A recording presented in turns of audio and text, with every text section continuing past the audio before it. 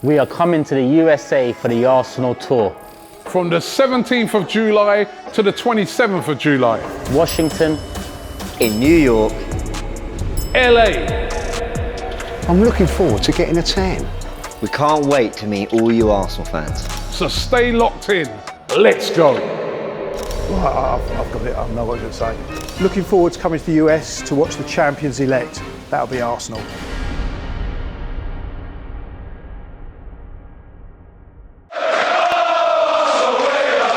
Welcome back to Talking Transfers, everyone. Arsenal have obviously got ahead with a lot of their incomings, so a lot is going on the outgoings front. We're going to discuss a lot of that, but Arteta does say that business isn't done, so we're going to have a little discussion about who that position could be, who that player could be, and a little bit more. Let's go through some of the news. Kai Havertz did make his debut. Don't think everyone was overly impressed with the debut, but fair enough, there's context to apply to that. He did play in that Xhaka role that we call it, that Xhaka position, that left-sided 8, dropping into midfield as well. So yeah, interesting to see that's how Arteta used him, but Arteta hasn't claimed a position for him yet, so we will see how that evolves. He has also said that he's not a replacement for Xhaka and that there are certain qualities Xhaka has that obviously Kai Havertz doesn't, but they will bring different things. Of course, the Declan Rice and Timber announcements are imminent. We had David Ornstein and Fabrizio Romano coming out saying, don't worry Arsenal fans, it is coming, the deal is going to be announced very, very soon, it is all done and dusted. But of course Arsenal taking their time, to the frustration of some fans, but at least we know there will be Arsenal players. Now of course Thomas Partey's exit, I mean, the rumours keep coming. Apparently he's agreed terms with, in terms of a move away, but Arsenal do want upwards of 40 to 45 million. Of course, that would be recouping the fee that they did get when they paid that release clause to Atletico Madrid in 2020. But as well, they won't let him go unless they do get a significant replacement. So who could that be? I mean, Caicedo rumours are still there, apparently. And Botelho, a midfielder I hadn't heard of before this week, Brazilian 23-year-old at Grêmio, who can play central midfield out on the wing, has been linked with the move to Arsenal. He's been talked about on Transfer Daily by Robbie as well. But is this another player that we always tend to go for one that we didn't know of? Obviously we had Marquinhos last year, Le Congo came from Belgium the year before. Could this be another midfielder that could be coming in? We'll discuss that in a little bit more detail as well. Joining us to discuss it all, of course, we have Turkish to my right. Welcome, Turkish. And we have Mr. Dan Potts and Gunali. Welcome back to the show. First game of pre-season, really, or at least first one in front of the cameras. Anything to be excited or worried about? It's first game, fitness. I'm not gonna lose my head. I think some people might have felt a bit worried. You don't want to get too high or get too low in these games, especially the first one. So, not for me so far. Not too worried. Yeah, people say it doesn't mean nothing, but it kind of does, doesn't it? Because it's the first one, so you want to actually see a good performance. I actually only saw the first half. I couldn't get to watch the second half due to other commitments, but from what I hear, worrying in parts, but also promising from some players that come on. I hear Waneri was really good, which is a good thing. Always good to see the youngsters do well, but first game, mate, and obviously we have the Watford one as well, which was also a 1-1. Yeah. Complete different mix. At the moment it's about fitness, but you'd like to see some wins on the board for sure, man. Yeah, I think I saw enough from the players that were out there that I would expect to see out there, week in, week out, looking as sharp as I'd hope they would be by now. So I'm just going to pretend the second half. I was going to say, the only person I think there was no difference between if he was coming back from a long-term injury, played week in, week out, was Cedric. I thought he was really poor. And I think Arteta maybe needs to be a little bit more ruthless to kind of just not play him and say, look, the exit door is there for you, my friend, and you need to make your way out, because that was a really poor performance. And I know, look, the rustiness, but I just see the same things when he plays game in and game out, or he comes in for cup games. So that's my only kind of thing that I would take from the game yesterday, personally. Fair enough. Turkish, one of the things I wanted to discuss as kind of our first main discussion is Arteta saying these are the words: there are still a lot of things to do in the transfer market. Now, we know that obviously that will refer to a lot of outgoings, but nothing's done on the incomings front, whether it be ITKs, reports, whoever's still saying Arsenal aren't done, they still want to do more. Partey's exit might be dependent on that. But a big question, I'll start with you and then we'll all discuss, is what is that next position? If Arsenal, if Partey leaves, then sure, they want to bring in a defensive midfielder. But what do you think is Arteta's next area to target in this team? Midfield is still an area that he needs Still? to target. It was always an area he needed to target. Going into the summer, we all wanted 2 midfielders on top of keeping Xhaka and Partey. Xhaka's now gone. There's rumours of Partey going. So in all honesty, I'm expecting maybe a couple more additions to midfield. I know Havertz is one of the midfielders, but I'd like to see a bit more movement in midfield. El Nene, the contract we gave him, at first it was insinuated that it was more goodwill because he's going to be injured into next season. That was all a lie because he's back in training. So I'm not too sure why we gave him that extension. In my honest opinion, we don't need El Nene and Jorginho. Make a decision, get rid of one, and then, add in. Don't lose Partey. But I think the attack is somewhere where we need at least one body, especially when you look at the Nuremberg game. In that second half, when Havertz was playing, he was playing with Eddie, Jesus and Balogun in front of him. 3 essentially number 9s in different forms. So it wasn't ideal grounds for Havertz to excel in the 8 with those 3 in front. And what it showed me is we need at least one more winger. Nelson and Saka started the game, Martinelli was absent, but you'd want another winger in there to be able to freshen things up. Seeing Eddie, Balogun and Jesus as the front 3, albeit first pre-season game, is not something I want to see at all next season in any competition, even in the League Cup, which I don't give a shit about. I just think we need something in that attack. Initially, I said bring in a different profile striker, and Jesus can play, with Saka on the right, rotated. In all honesty, I want a winger that is more like a Martinelli on that right-hand side. Someone that is a bit more direct, that if Saka does need a rest, that player can come in and give us some sort of impetus and something different going forward.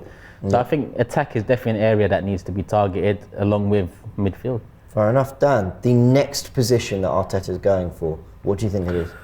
I'm not going to give you a name because we'll be here all day, but it's definitely going to be a centre midfielder. Like sometimes when Turkish talks, it's like you might as well just put on repeat because I agree with everything he's just said. What does frustrate me or concern me, I think, about this midfield, that if it was my sort of ideal, it would be Xhaka and Partey, the 2 I'm keeping, and or Jorginho and El Nene, the 2 I'm getting out. But it looks to me like they're going to keep Jorginho and El Nene, and it's going to be Xhaka and Partey that could be going. Now, I don't know if the rumours are true about Thomas Partey, and I'm sure we could discuss that later, but for me, I think that we need a centre midfielder anyway, because Granit Xhaka, for me, I don't see Kai Havertz coming in and being that Granit Xhaka role.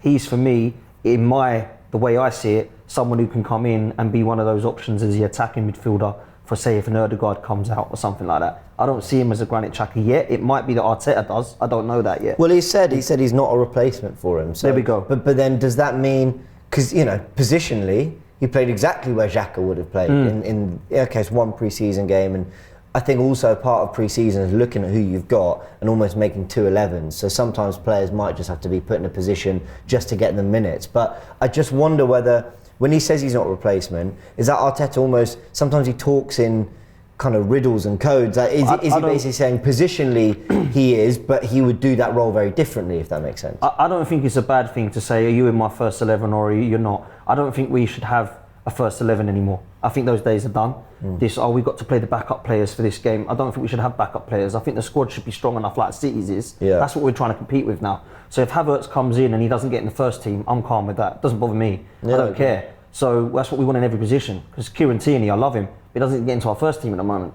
But do you think he's a second string B team player, or is he someone who's good for the squad? Tomiyasu likewise, Trossard likewise, Smith Rowe likewise. We need more of them type players because we've only really got those 4, maybe now 5 with Havertz if he's going to be another one of them. I don't want to be seeing personally, and it might be harsh for some, I don't want to be seeing Eddie and Nelson. I don't really want to be seeing much of Holding or Cedric. I don't really want to be seeing El Nene or even Jorginho this coming season. It might be harsh to those guys because they've done jobs for us over the past.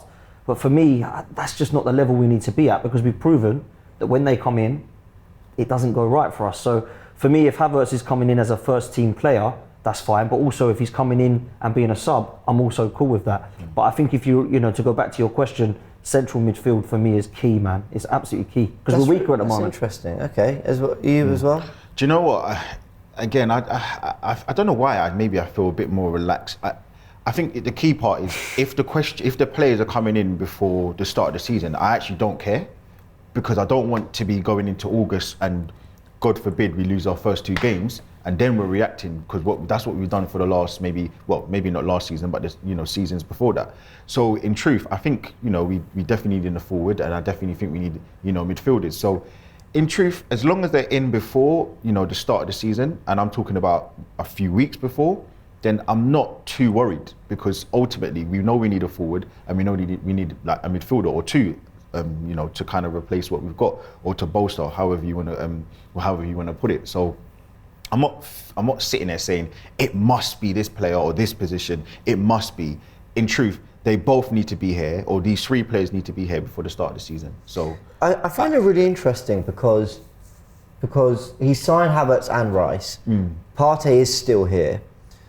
Then you've got Smith Rowe, Vieira, Odegaard. So I actually kind of think, while he might want another central midfielder, I feel like that's one they might be happy to just wait, see what happens in the market. Because look, there's every chance we start with Rice, Partey and Odegaard as our midfield three.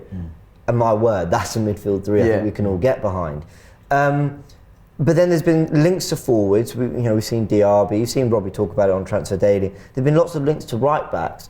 Bitello and this link, which we're going to talk about in the last part of the show, but I don't know whether that is he coming in as a central midfielder, but apparently can play on the right as well. So so I don't know. He's a 23-year-old that we're willing to spend around 10 million on. So I'm very confused about what Arsenal's next step is, but I kind of think that's because they don't truly know either. They're just waiting to see how outgoings. I think one thing about Arteta is he likes players that are like Swiss Army knives. I don't think, other than probably Saka, every other player can play in every position, obviously, and Ramsdale. And the way he can pass the ball, I wouldn't be surprised if he comes playing in some weird centre-back role in the future. So every player, and Tierney, I think those are like the three players that are pretty much fixed in the team.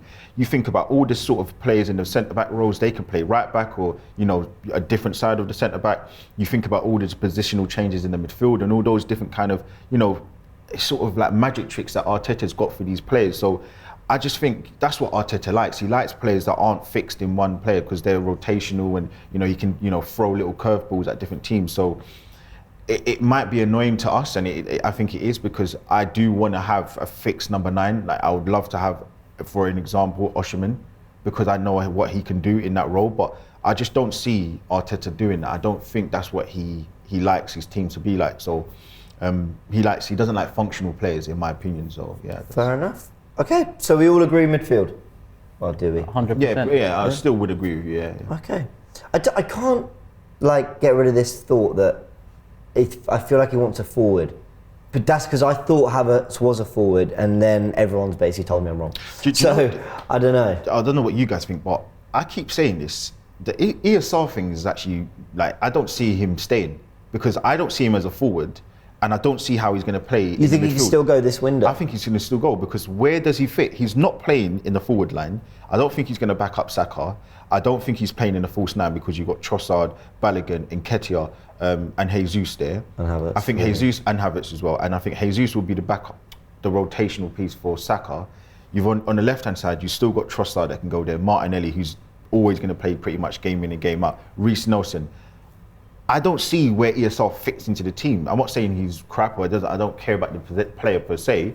I just don't know where he's going to play. So I could see him going. I think if you look at you can't really take much from the Nuremberg game, but what I saw there is something that I kind of saw coming in terms of the new direction that Arteta wants to take this system in.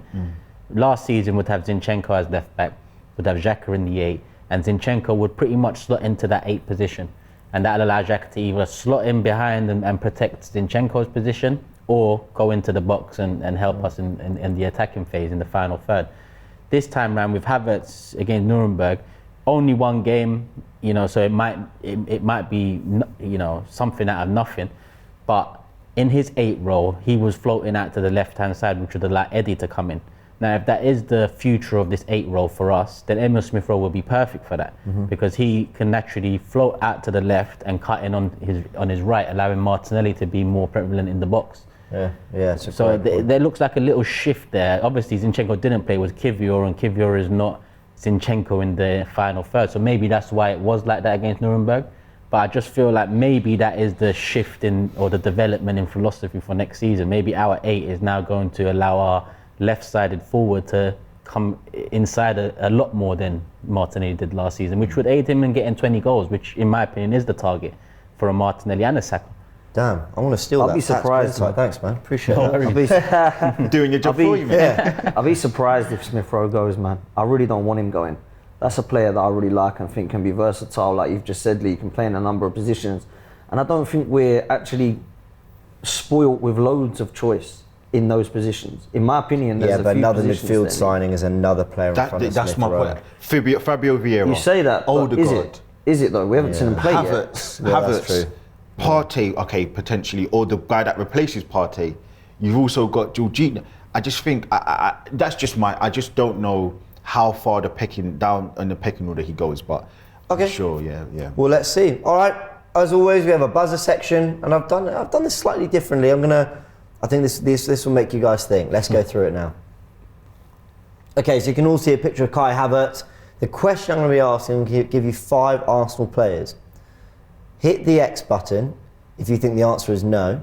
The question is, of these 5 players, or of the players I'm putting forward, who will be a guaranteed starter next season? Starting with Kai Havertz. Do you think he's a guaranteed starter going into next season? It's a no from Dan.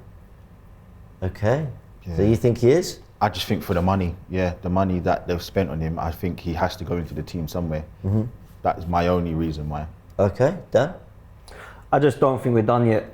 And I think in central midfield, we're going to buy another one that we look at and go, okay, Havertz is going to have to be that rotated option with Odegaard or something then, or another position. Okay. This is what I'm kind of also hoping as well. Yeah, fair enough. Just quickly, Havertz guaranteed starter next season? Yes, because of what Lee said, 65 million. Interesting. I'd be surprised if Arsenal spend that much and don't find a regular slot for him in the first 11. I'm going to go no. I don't think he is. I don't think he is a regular starter, a guaranteed starter. He'll play a lot of games, but yeah. All right, Ben White. Is he a guaranteed starter next season? We've just signed Timber, who can play right back, centre back. Obviously, Saliba's back fit. Rob Holding, no, sorry. Tommy Asu, sorry, no. Obviously, Rob Holding. I should have mentioned actually the Besiktas bid. But you've got Tommy Asu there as well. So is Ben White a guaranteed starter? He was brilliant for us last season. Facts, man. You can't drop him. No way. That would be incredibly harsh to drop Ben White. I know we're bringing in The guaranteed starter. Like I think he week is, in, man. week out, Ben White is going to be. I don't know why Timber and Tommy Asu would be guaranteed starter over Ben White when Timber hasn't kicked a ball for us yet and Tommy Asu can't play more than 15 games a season. Like for me, Ben White stays in 100%. Yeah, listen, I think not only do me and Judges have the same name, but we share the same passion. People know Benny Blanco, he's my favourite Arsenal player. I love him. And I think you can go to the obvious Saka's, Martinelli's, but I think if you didn't have Ben White, you don't see how well Saka plays. And people never give him the adulation. He better start. Just that's it. Whatever. Like Our best football in the friendly came down that right hand side with White and Saka. Easy. and the balls he was clipping over, Yeah. the way that Ben White is just he's so good, man. I don't even know how he doesn't start for or play for England. I don't know, but he's just so good. He's so good. What about Zinchenko? Felt like every time he was fit, Arteta had to play him. Kivior did well in the inverting left back role. You've got Tommy Asu there. He seems to want to move towards this, idea of 4 centre backs, and very much how Pep Guardiola did as well last season. Is Zinchenko a guaranteed starter next season? Ooh, no for both. There's been so many opportunities where Kieran Tierney should have been given a chance, man, in my opinion. And I think that there was opportunities where he saw it too late last season, and I think that'll have to change in terms of his in-game management. I'm not just talking Anfield, by the way, because that was an obvious one. Yeah. I mean, that was clear to everybody but Mikel Arteta, it seemed. But there were so many opportunities. I thought, why is Tierney not playing in this one? Why? And I think we'll go away from home, and I think there'll be times where we'll be a little bit more tactically clever and go, do you know what? Zinchenko on the ball, better than Tierney by far. Off the ball, Tierney leaves him dead in the water for me defensively. So I think we have to be careful of that. And I tell you what, and this might not be great, But Gabriel needs a good season because if we're going to line up with Havertz in that Xhaka role and we've got Zinchenko on the left back, I feel for Gabriel this season, man. I feel for him big time, It's man. actually a good point, Lee. You know, again, football and sports is a copycat league. And I think the reason why, maybe it was circumstantial, but Tierney could have started that game yesterday. And I think the reason why Kyrgios started there is because I think what Arteta saw was what Man City did. He had 4 centre-backs or 4 very tall, strong, powerful men playing in the back line.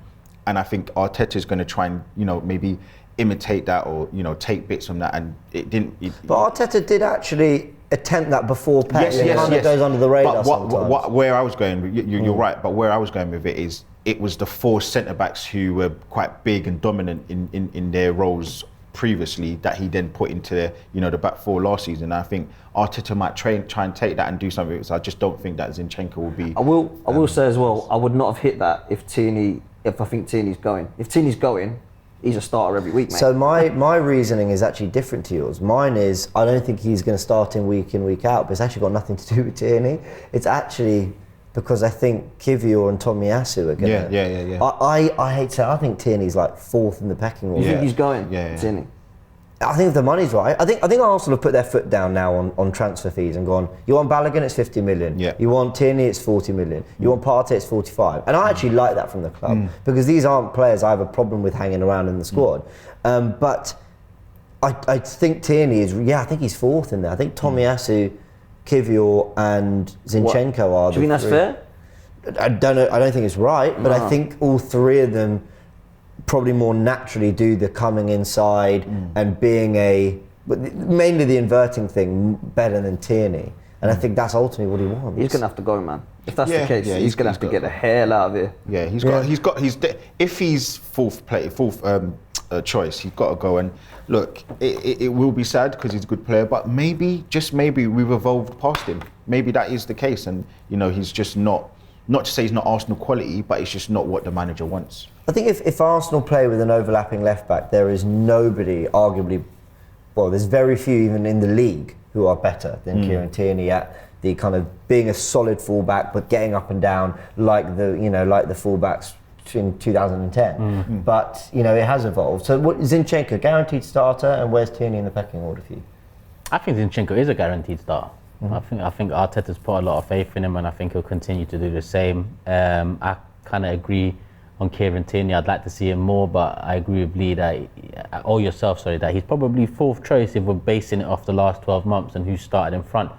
Now with Timber coming in, I thought potentially Timber inverts, and then you got a back 3 of Saliba, Gabriel, Tierney, because Tierney can slot into a back 3. It's just that without the inverted right back that we were missing last season, we didn't have the opportunity to do that. But now it seems like if we do play Timber and he does invert, it's going to be Saliba, Gabriel, Kivior as the back 3. Yeah. So I don't know. I mean, I think Nuremberg spoke volumes as well. I mean, if Tierney's not starting that game, then I'm not too confident about him staying. But Lee's also right. Maybe we have evolved past. I'm with Dan. I love Tierney. I love what he embodies as a player and a character off the pitch, and I think he holds himself to high standards. But we're also headed into a direction where we want to be challenging every single season. Do I think we can do that with Tierney? Yes, but it's up to Arteta what he thinks. And so far, he's put us in this position. Doesn't rate him. Fair enough. Okay, the next player, Gabriel Magalhaes. Is he a guaranteed starter? For me, probably our best defender last season. I agree. I don't think we can drop this guy. It's funny, isn't it? Because I look online, well, all of us do, and we see when we link with players and then someone gets obsessed with this is going to be our starting 11. I've seen Saliba not in it because Timber's there. I've seen Saliba and Timber together, Gabriel not in it. Come on, man. Gabriel and Saliba ain't getting moved. Yeah. That's an unbelievable partnership. It complements each other so well. The only way that's going to be moved is if we get in a Gvardiol or somebody like that. That ain't going to happen. So for me, Timber's coming in as a rotation to try and force his way into that side, which he could do because he's a quality player. I really like that signing. But these two are starting, man. You just touched on why I've brought this up. Some people might think, Gabriel, what? Because you're right, with the signing of Timber for 40 odd million or whatever, obviously White was £50 million signing to play centre back, you've got Tomiyasu, you've got Saliba who's just signed the big contract. You know, Gabriel's almost the one that hasn't had like a fairly recent financial commitment that would make you think he's definitely going to be, but I'm with you, he's been so good. Where are you, Lee? I think there's just nobody even in the squad that's close to him that can play on the left-hand side. Not saying Kyrgios is not good enough, because he looks very good, but you've got a closer competition between Saliba and Ben White than you have with Kyrgios and Gabriel. So I just think just by you know, common sense, I think he's going to start, and that's the other part of it is he's probably one of the best centre-backs in the league. I'm not going to say he's better than Van Dijk and stuff like that. You've changed your tune on him, and I was about to say, listen, he's proven me wrong. I think it was 2 summers ago I did we was looking at Lisandro Martinez. Yeah, I think it was last year. Last year. Sorry, apologies. And it was when we were in the old studio. I did a live with Robbie, and he asked me who's a player that would come out, and the whole clip went viral because I said Gabriel. So fair play. He had a monster season. He started off a little bit shaky. I remember the game against Fulham. He made a mistake, but he also scored goals. So yeah, listen, fantastic player. Great personality as well. He took the captain's armband, I believe, yesterday as well. He did, yeah. So he's grown up, and people think, oh, I'm going to be mudded. I don't care if I'm proven wrong because a player's doing well. It's true. No problem to me. So fair play to the player, man, and long may it continue. Great player.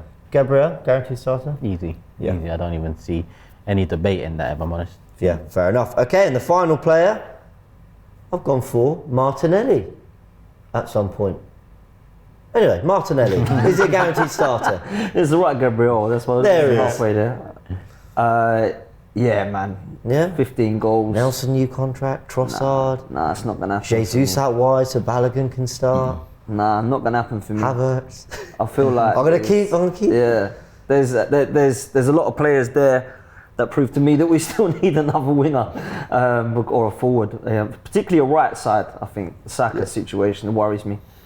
But this kid's ridiculous, man. I think he's gone under the radar how good he was this season. Yeah, 100%. People are talking about Odegaard and Saka. Which one of them are going to get? This guy scored as many goals. He was my player Vital of the goals. year, yeah. Superb, man. And I don't want to see him outside, man. For me, everything that I like about Arsenal right now is because of players like this kid. He's literally fearless. He doesn't care. He gives 110. He's got the right attitude. I want him in, man, and I think he'll be guaranteed the left midfield start for sure. Left winger start. Fair enough, yeah. Copy and paste. Copy and Pretty paste. much. Copy and paste. Yeah, I mean, he definitely went under the radar. He's our most ruthless attacker. Yeah, 100%. Clean in front of goal. He is the 100%. most, and I think it showed against Nuremberg too. We got in and around the box, but we didn't have that cutting edge. I think I know people are going to say, "Oh, clip this," but I think he can get to that ruthlessness of like a Ronaldo. Like, I just feel he's got that mindset. I'm never going to say he's going to be anywhere near him, but I just feel like he's got that killer. He just wants to go direct. He's got that little dog in him where he just wants to score goals. Doesn't care about the fullback that he's going up against. And I just see something at a level with him where I just think he can go and he can push. Okay. But I just want to put a disclaimer. I'm not comparing him to Ronaldo.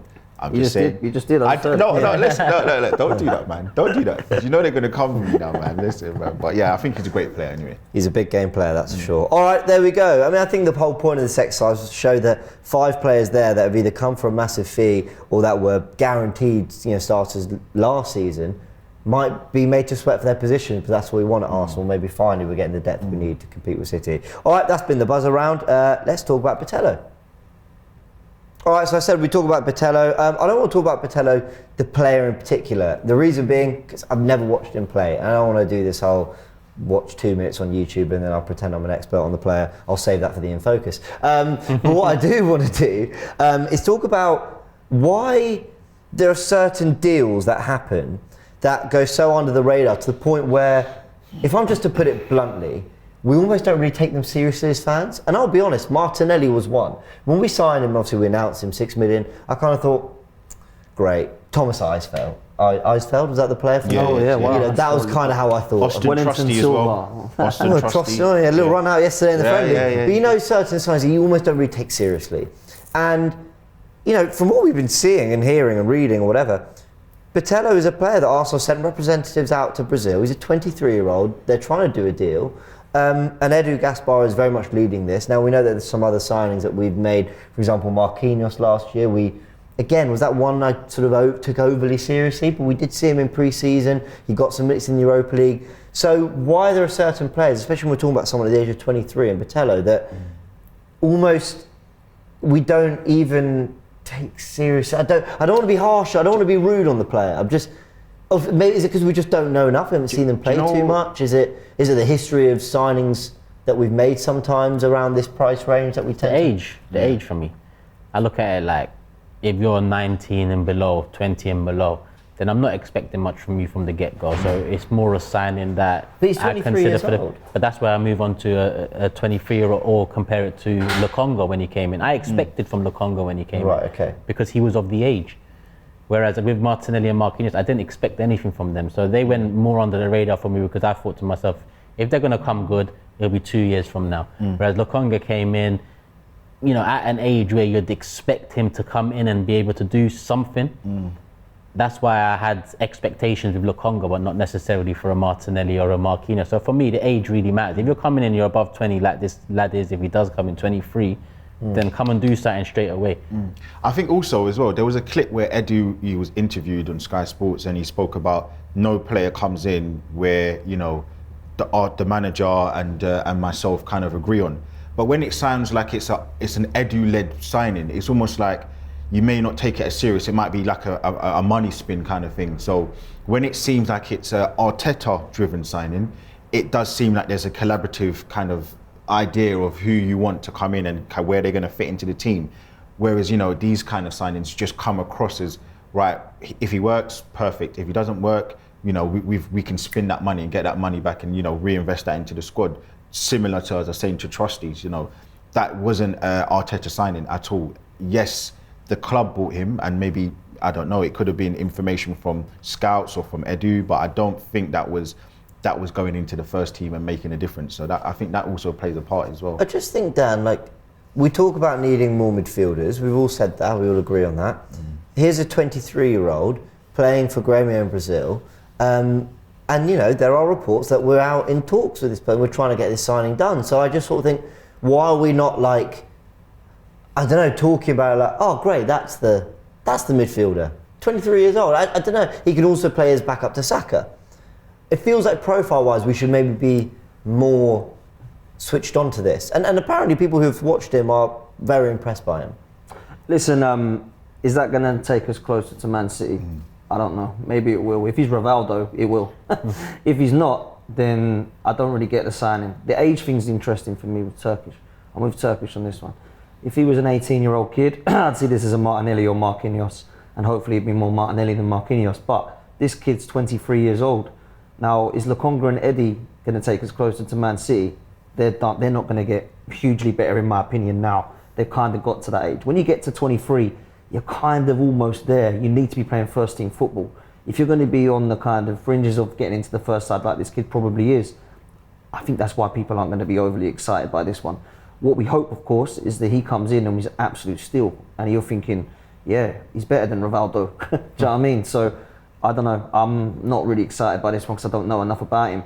If he does play right wing, and you're saying that he does in that position, we could try him there because I think he's got more of an opportunity of getting some game time at that position ahead of the likes of Reece Nelson if Saka's not about. I don't see him getting into the centre midfield, which what I hope comes in. If he's going to be, we're not getting Caicedo, guys. We've got Botello. I'm not having that, I'm afraid.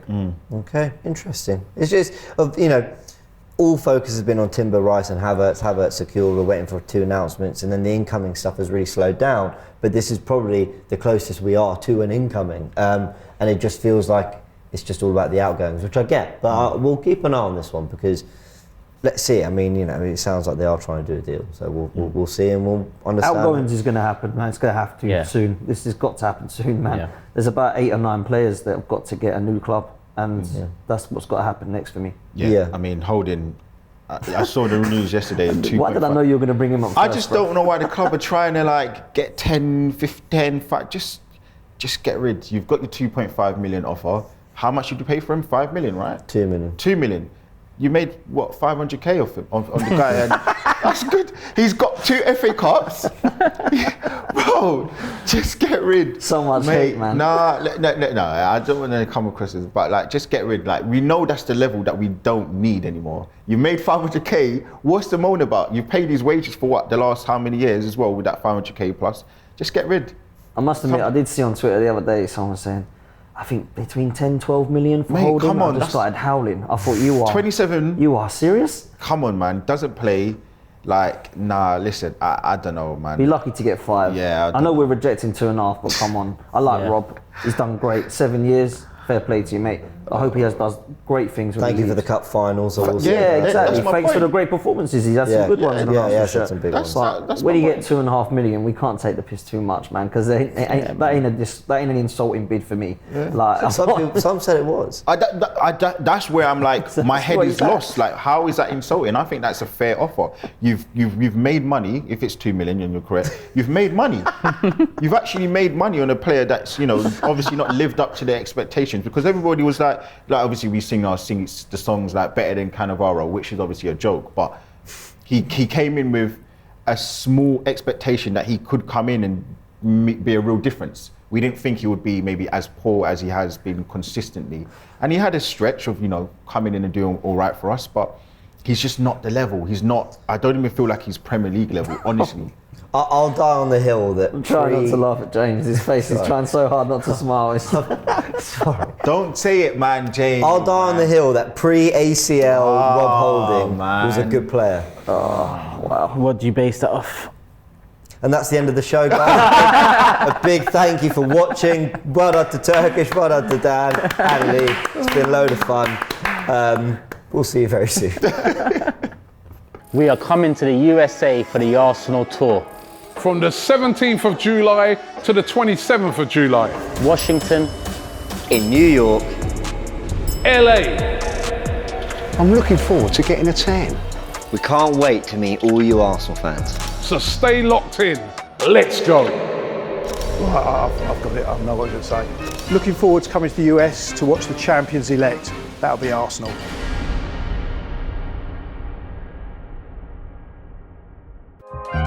Shop for AFTV merch at shop.aftv.co.uk. Subscribe to us on YouTube. Follow us on Instagram, Facebook, Twitter, TikTok, Snapchat, and Twitch. We've got content for every platform, so check it out.